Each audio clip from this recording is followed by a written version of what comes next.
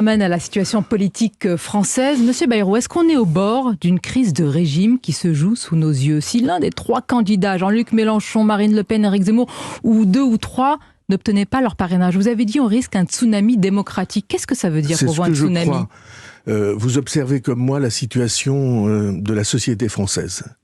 Qu'est-ce qui est marquant? C'est une extrême défiance des citoyens à l'égard des institutions. Une extrême défiance. Les Français ne croient plus à l'autorité, ne croient plus à l'autorité politique il y a longtemps, ne croient plus à l'autorité religieuse il y a encore plus longtemps, ne croient plus à l'autorité médiatique. Ne vous trompez pas, vous êtes, je m'y trompe pas. Vous êtes dans l'œil du cyclone. Non, mais je... ne croit plus mais à l'autorité. Nous sommes dans le même bateau, donc grande défiance. Ne croit plus à l'autorité scientifique, ne croit plus à l'autorité médicale. Ils ont vu sur vos plateaux les médecins se déchirer entre eux et ça leur a laissé un goût amer. Et quelles conséquences? Si en plus, oui. Et donc, quand il y a une situation de défiance comme celle-là, la question est que notre démocratie doit au moins leur garantir l'honnêteté des consultations. Sinon quoi, François, moi je veux comprendre, si il y a... Vous comprenez très bien, je crois. Mais je préfère qu'on formalise les choses, parce que si on en arrive à là, c'est quand même important pour notre pays. J'espère qu'on ne va pas y en arriver, nous allons en dire un mot. Pourquoi? Parce que vous avez cette initiative, il faut le dire, qui est saluée par tous, cette banque des parrainages. Je rappelle que le site qui est mis en place s'intitule notredémocratie.fr. Il comptait hier près de 85 maires, c'est bien cela, et François Bayrou? Aujourd'hui, nous dépassons 120. Donc c'est important, 120 maires capables de donner leur parrainage à ces trois candidats. Vous en espérez beaucoup plus là dans les prochaines heures et les prochains jours? Oui, je pense qu'on en aura plus, parce que ces maires disent une chose très simple. Ces maires, ces élus capables de parrainer disent... nous voulons garantir que la démocratie soit transparente, que puissent se présenter même des gens avec qui nous sommes en désaccord profond, parce que la démocratie, c'est ça, c'est souhaiter qu'il y ait compétition des opinions et affrontement clair des opinions.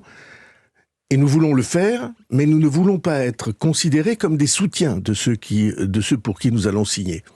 Et c'est pourquoi nous allons, ensemble, collectivement, prendre cette initiative de garantir que tous ceux qui sont inscrits là, ils soutiennent parce qu'ils veulent une garantie démocratique, mais ils ne veulent pas être engagés contre leur gré. On a compris, un parrainage ne vaut pas soutien, mais est-ce que vous dites que cette centaine de maires, on l'espère plus, pourra garantir que ces trois candidats, Jean-Luc Mélenchon, Marine Le Pen, Éric Zemmour, soient vraiment présents, puissent concourir à la présidentielle? Je l'espère. On ne peut pas encore dire aujourd'hui que c'est garanti. Je ne suis pas sûr du résultat de l'opération, naturellement. Ils n'ont pas les signatures. Il reste 7 jours ouvrables. C'est très bien. Non, mais on a grave, tout à fait le temps en 7 jours. On a devant nous quelques jours pour qu'on puisse faire le bilan précis. À qui manque-t-il des signatures? Selon moi, il en manque aux 3. Et pas mal, en tout cas c'est ce que me disent mes contacts, eh bien on fera en sorte démocratiquement, collectivement, civiquement, c'est le vrai mot, on fera en sorte civiquement de garantir qu'ils puissent se présenter. François Bayrou, je vous avais interrogé il y a quelques mois et vous avez été l'un des premiers, il faut le reconnaître, à tirer la sonnette d'alarme sur ce sujet quand certains avaient dit que ces candidats se victimisaient, qu'ils exagéraient. On comprend aujourd'hui que ce n'est pas le cas. Malgré tout, je voudrais vous faire écouter un candidat qui était hier à votre place, Fabien Roussel.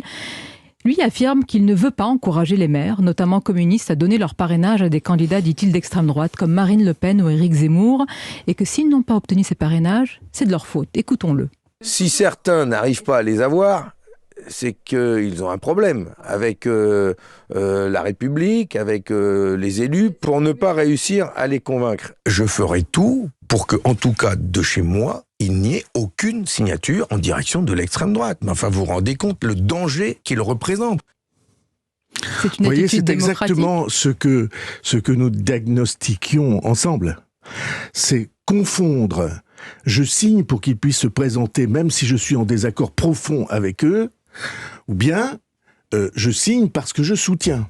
Alors, Fabien Roussel, c'est assez simple, sans vouloir dire des choses, sans vouloir trahir des secrets.